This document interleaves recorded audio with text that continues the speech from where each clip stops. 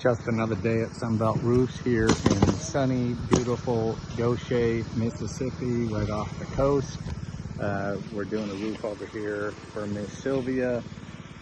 We're using GAF HDZ Weather-wood, very popular color, excellent quality shingle. Just wanted to show you this. This is the base of a 14-inch ball-bearing wind turbine that we installed the base, and the top part will come on, and some people call them a whirlybird, but very important to have proper ventilation on your house.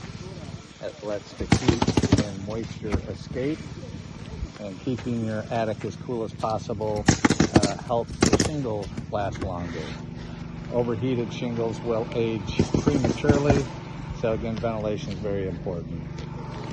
You can check us out at sunbeltroof.com, Instagram, Facebook, TikTok, LinkedIn, and YouTube. Give us a call if we can help.